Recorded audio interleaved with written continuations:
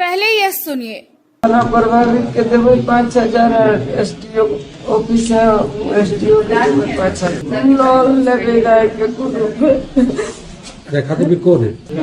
सना बदी। यह बयान उन्होंने कुछ महीने पहले तब दिया था जब वह अपनी लापता बेटी की तलाश में पुलिस प्रशासन से गुहार लगा रही थी। अब जब मामले का खुलासा हो चुका है, लोगों का गुस्सा फूट पड़ा है और हत्यारे को फांसी देने की मांग तेज हो गई है। रविवार शाम चास में निकाले गए कैंडल मार्च के दौरान माहौल अचानक गर्मा गया।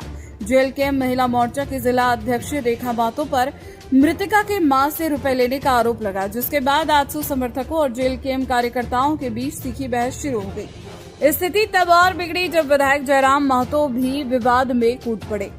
प्रत्यक्षदर्शियों के अनुसार उन्होंने एक व्यक्ति का मोबाइल छीनकर फेंक दिया। इस घटना से आक्रोश और बढ़ गया।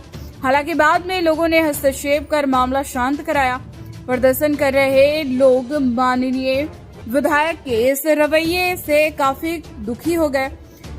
कुछ ने विरोध भी किया। घटना के बाद कैंडल मार्च में शामिल लोगों के बीच तनाव बढ़ गया। हालांकि बाद में अन्य लोगों के हस्तक्षेप से स्थिति को किसी तरह शांत कराया गया। इस पूरे घटनाक्रम ने कैंडल मार्च के दौरान उठ रहे न्याय के मुद्दे को भी राजनीतिक विवाद का रूप दे दिया। फिलहाल इस मामले को लेकर अलग अलग पक्षों की ओर से आरोप प्रत्यारोप का दौर जारी है। आज की अभी क्या बात है? क्या कह रहे थे आप? उनके पास ये मामला शुरू से किया, हम लोग से पहले से ही मामला शुरू से किया है उनके पास, कोई एक्शन नहीं। आज हम लोग दोनों मिल के इस केस को हम फिर बबीता दीदी आई, इसमें हम लोग जब सब लिपापोती हो गया, सब साफ सुथरा हो गया, तब आए राजनीति करने के लिए।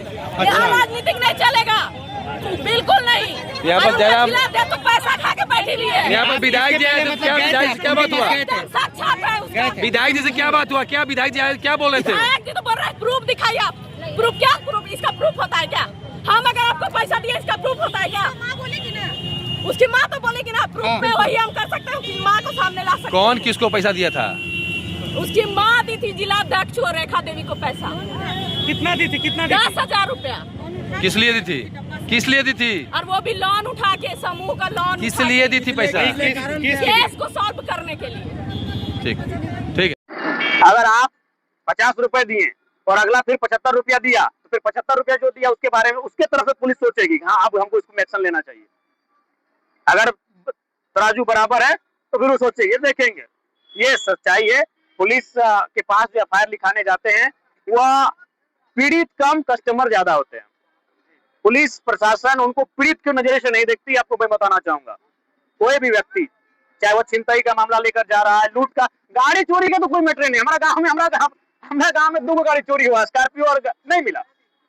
गाड़ी चोरी तो उम्मीद भी मत कीजिए कि झारखंड पुलिस खोज के देगी, लेकिन कम से कम ये उम्मीद रखते हैं कि भाई हत्या, अपहरण और कम से कम खून खराबों में कम से कम मदद करे।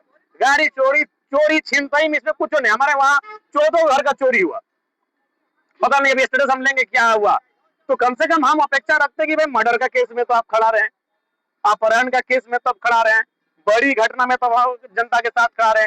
लेकिन उन्होंने जनता को कभी जनता नहीं समझा है, पीड़ित को कभी पीड़ित नहीं समझा है। उसको कस्टमर समझती है। आप अगर दान दक्षिणा देंगे तो काम होगा, नहीं दान दक्षिणा देंगे काम नहीं होगा। और इसका मूल कारण पुनः रिपीट करेंगे वही ट्रांसफर पोस्टिंग।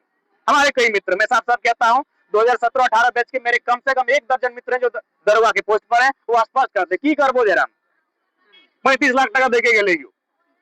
अब सार्वजनिक नाम नहीं करेंगे, की करबो 35 लाख टका देके गेले। बस एक ही लाइन बोलते हैं, 30 लाख टका देके गेले। ये स्थिति है इस राज्य की। पहला चीज तो हम बोलते हैं कि पुष्पा को, आत्मा को शांति के लिए उसको फांसी का सजा होना चाहिए।